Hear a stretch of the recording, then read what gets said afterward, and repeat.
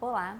Hoje vamos falar sobre vidrarias e utensílios utilizados em laboratórios. As vidrarias utilizadas rotineiramente nos laboratórios apresentam diferentes funções. Você pode utilizar a vidraria para a realização de reações químicas, você pode utilizar para preparo de soluções, diluições de soluções, você também pode aferir volumes utilizando vidrarias e também serve para pesagem de material. Essas são algumas das funções das vidrarias, mas existem diferentes tipos de vidrarias que podem ser utilizadas além dessas funções citadas. Em geral, as vidrarias elas são produzidas em vidro borosilicato. Nós temos também vidrarias de porcelana, né? Algumas, mas a maioria elas são produzidas em vidro de borosilicato. É interessante esse tipo de material porque é um material que apresenta pouca reatividade química, apresenta resistência a altas temperaturas e também resistência a materiais corrosivos, que utilizamos rotineiramente. E, além disso, apresenta maior resistência mecânica e, principalmente, ela pode ser facilmente reutilizável por ser facilmente higienizável, né? Então, nós utilizamos as vidrarias, higienizamos, lavamos, né? Retiramos o resíduo e reutilizamos facilmente. Bom, porém, né, ela tem resistência a ácidos e solventes orgânicos, mas tem uma resistência moderada a soluções alcalinas.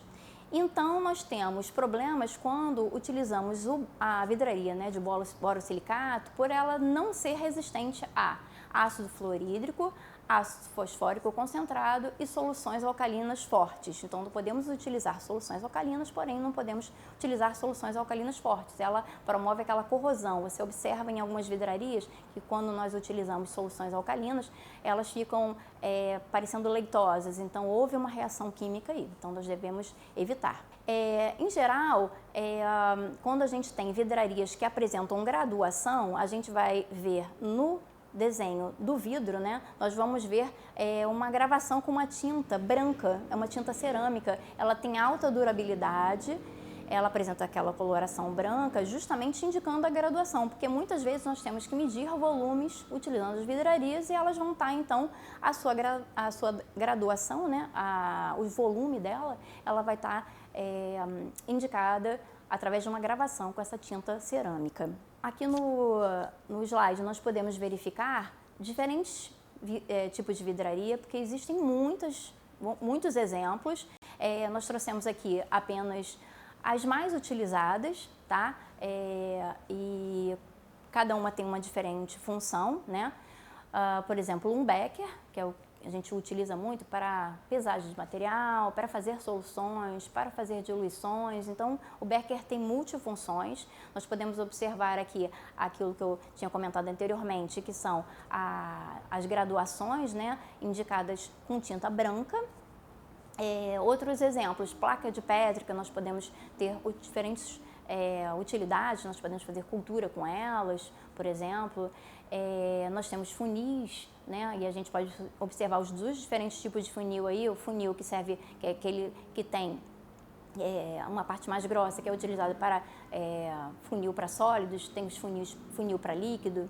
Nós temos tubo de ensaio, que é amplamente utilizado no laboratório. Temos pipetas, diferentes tipos de pipetas aí, como nós podemos ver, nós temos pipetas graduadas, nós temos exemplos de pipeta volumétrica, pipeta Pasteur, então cada uma com uma determinada utilidade. Proveta também, proveta é utilizada para medir volumes de líquidos. Nós temos condensadores, que é uma vidraria mais especificamente utilizada em laboratórios de química, onde nós vamos fazer uma destilação, por exemplo, e nós usamos então condensador. O dessecador, que serve então para, como nós podemos observar aí na figura, a gente coloca determinados reagentes que são que absorvem muita umidade, então para isso eles precisam estar extremamente higroscópicos, né, que a gente fala, então tem que ser guardado em dessecador, onde existe a sílica que absorve essa umidade do ambiente, né. Então assim, vocês observam que diferentes vidrarias utilizadas para diferentes funções. Outro slide aqui também trazendo outros tipos de vidrarias, por exemplo, o grau e o pistilo. O grau, podemos observar que não é de vidro borosilicato, como eu falei anteriormente, nós podemos observar que ele é feito de porcelana, assim como o finil de Bichner, que está ali do lado do Kitasato.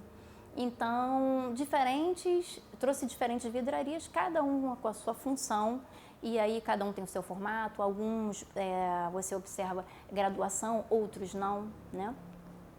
Além das vidrarias, nós podemos ver agora nesse slide os principais utensílios. Trouxe utensílios que são utilizados em geral em laboratórios de química e de biologia, como por exemplo o bico de Bunsen, né? Você vai realizar algum aquecimento, você pode usar o bico de Bunsen. E para usar o bico de Bunsen, você tem que usar um tripé e uma tela refratária. O bico de Bunsen, então, você vai colocar a sua vidraria em cima da tela e o bico de Bunsen embaixo, aquecendo a sua vidraria para alguma reação química, por exemplo. Um suporte universal, que você tem diferentes utilidades, e para usar esse suporte, por exemplo, nós temos que usar uma garra. A garra vai servir para ligar, né, prender no suporte alguma vidraria específica, por exemplo, um condensador, o termômetro. Nesse outro slide, nós podemos ver uma pera, uma tetina, que serve o quê? Para utilizar na sucção, né, de líquidos, quando estão ligadas a uma pipeta. Barra magnética, quando você vai usar promover uma agitação de uma solução, que está, por exemplo, num becker, num agitador magnético, então a gente coloca essa barra magnética. Então, como vocês podem observar, nós temos diferentes vidrarias, diferentes utensílios que podem ter diferentes funções dentro de um laboratório, dependendo da sua necessidade. Um ponto importante que eu quero falar é trazer conceito de precisão e exatidão nas vidrarias. Bom, porque você pode ter uma coisa não exata e não precisa, exata e não precisa, não exata e precisa e exata e precisa. Para isso, então, eu vou trazer esses conceitos de exatidão e precisão. Para o desenvolvimento de qualquer experimento que você vai realizar no laboratório, deve-se definir qual a vidraria adequada. Isso é a coisa mais importante, aquele conceito que a gente tinha falado já sobre o planejamento. Então, primeira coisa, eu vou realizar um experimento no laboratório, eu tenho que ter o planejamento de todo o meu experimento. Então, dentre outras coisas, qual a vidraria que eu devo utilizar. E para isso, qual utensílio eu tenho que utilizar. E aí, a escolha ela tem que ser realizada sempre observando o que para a vidraria? Qual o volume que você vai precisar, né? Se a gente estiver falando sobre vidraria que vai medir volume. E outra coisa é exatidão e precisão, que são necessárias para o seu experimento. Em relação primeiro ao conceito de exatidão. Exatidão é relativa à medida mais real possível. Então, quando é realizada uma calibragem de uma vidraria, qual é o objetivo? O objetivo é que ela forneça um volume mais próximo do valor real, com maior exatidão. Então, a exatidão é um parâmetro qualitativo e só faz sentido quando medidas são comparadas. Não se pode atribuir um valor à exatidão, né? Podemos sim dizer que uma vidraria é mais exata do que uma outra. Agora, em relação à precisão, a precisão ela está relacionada à comparação entre vários resultados obtidos e serve para conferir se a vidraria utilizada ela consegue reproduzir sempre o mesmo resultado. Então, precisão diz respeito à repetitibilidade do resultado. Então, algumas vidrarias elas são mais exatas e mais precisas que outras. Isso não significa que as vidrarias menos exatas elas forneçam volumes errados, não é isso. Mas apenas que experimentos que necessitem uma maior exatidão e precisão, eles sejam desenvolvidos com vidrarias mais exatas e mais precisas. Então, a gente pode até apontar algumas vidrarias que possuem maior exatidão e maior precisão, como, por exemplo, um balão volumétrico, uma bureta, uma pipeta volumétrica. Quando comparadas, então elas têm muito mais exatidão e precisão do que quando comparamos com outras vidrarias, como por exemplo provetas, Beckers e Erlenmeyers, que têm menos exatidão e menos precisão. Então, uma coisa muito importante é essas vidrarias que eu citei anteriormente, que apresentam alta precisão e exatidão, elas jamais podem ser aquecidas ou resfriadas. Então, quando você for fazer a limpeza desse material, dessa vidraria, você jamais pode colocar depois numa estufa em alta temperatura, porque a expansão e a contração desse vidro borosilicato, ele vai causar variação, né? Causadas pela variação de temperatura, elas vão causar, então, uma perda dessa exatidão e dessa precisão, tá? Que foi que a vidraria sofreu a calibração. Então, você nunca pode deixar nem numa alta temperatura, nem num resfriamento. Outro ponto importante em relação às vidrarias é quando a gente faz medição de volumes de líquidos. Essa medição de volumes de líquidos, em algumas vidrarias, você vai observar o que a gente chama de menisco. Aonde a gente vai observar esse menisco? Numa pipeta graduada, numa pipeta volumétrica, num balão volumétrico, até numa proveta, numa bureta, tá? Então, para fazer isso, um ponto importante é o cuidado que tem que se tomar, né, no momento da leitura dessas vidrarias.